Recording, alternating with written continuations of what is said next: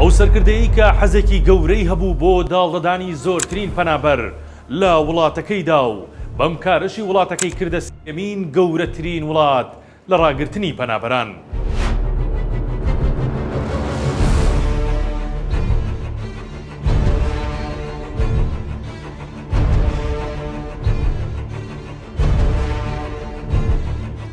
ئەنگێلا دۆرتیا مێرکڵ سەرکردە ئاشتی خوازەکەی ئەڵمانیا نقطەی ئەساسی سیاسەتەکانی ئەوروپا.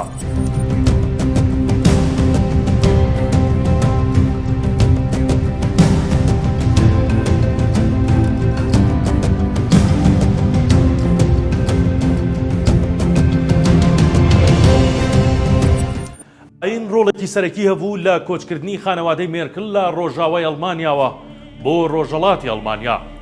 مێرکڵ لە بەردۆخی دینداری باوک و باپیرانی ژیانی منداڵی لە لادەکانی دەوروبەری بەرلین بەڕێکردووە کە 90 کیلۆمەتر لە پایتەختەوە دوورە.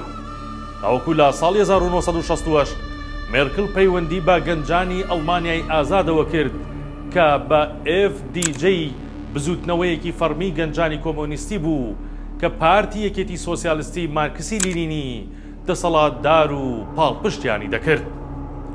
ئاستی دینداری و نەتەوەیی تێکەڵ بە خوێنی بووبوون. لە ماوەی پەیوەندی کردنی بە بزوتنەوەی گەنجان بەشداری لە چەندین خولدا بە ناچاری کردووە. لاسەر مارکسیزم و لینینیزم نمرەکانی تەنیا سیر دەکران.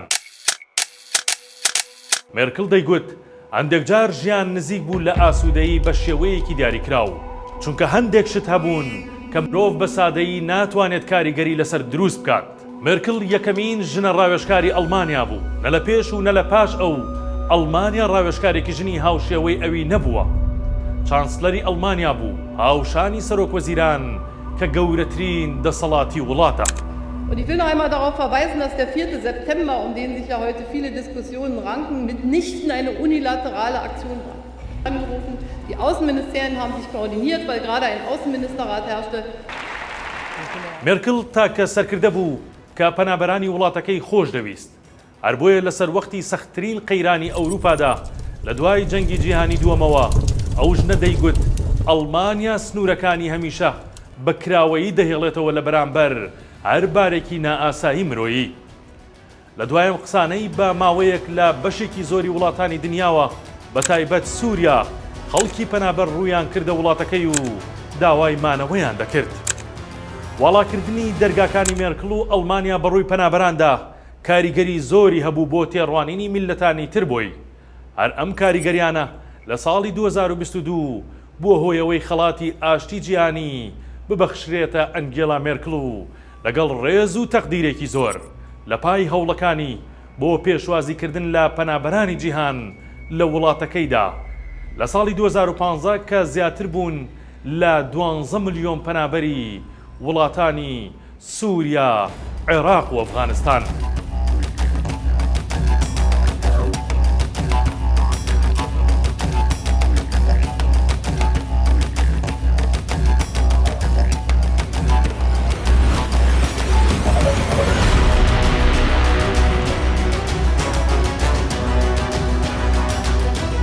جارێک لە مێرکڵیان پرسی بۆچی وڵاتەکەت هێندە گرنگی بە کەرتی پەروەردە دەدات؟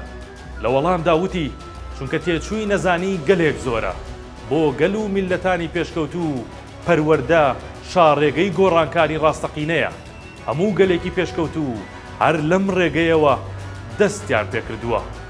مێرکڵ پەیوەندیەکی باشی لەگەڵ کوردەکان و سەرکردە کوردیەکان هەبوو. هەر بۆیە لە وەختی جەنگی داعشدا چەند جارێک هاوسۆزی خۆی دەربڕی بۆ کوردەکان و دەیگوت من خۆم بەرپرسیارەتی هەڵدەگرم لە ناردنی چەک بۆ کوردەکان لە عێراق و ڕوبەڕووبوونەوەی چەکدارانی داعش. Wir haben jetzt die Chance mitzuhelfen, eine menschenverachtende Terrorgruppe zu stoppen und ihre weitere Ausbreitung abzuwenden. Wir haben jetzt die Chance, das Leben von Menschen zu retten und weitere Massenmorde im Irak zu verhindern. وتیشی ئێستا چانسی ئەوەمان هەیە کە یارمەتی دەربین لە ڕزگارکردنی ژیانی خەڵک و ڕێگریکردن لە هەر کوشتنێکی بە کۆمەڵ دەبێت ئەم دەرفەتە بەکار بهێنین. سەرکردەیەکی بەکارێزما بوو. هەر لەو کاتەی کە زانی ئیتر ناتوانێت بە تەواوەتی جڵەوی شتەکان بگرێتە دەست و تەمەنی لە زیادبوونایە خۆی هاتە سەرخەت و گوتی ئیتر من ناتوانم و خۆم بۆ خولی پێنجەم وەک ڕاوێژکاری ئەڵمانیا هەڵ نابژێرمەوە. ئەنگێلا مێرکڵ ئێستا تەمەنی 70 ساڵە و وەک سیاسەتوانێکی ئەڵمانی خانەنشین خەریکە لە دۆخی سیاسی دنیا دەڕوانێت.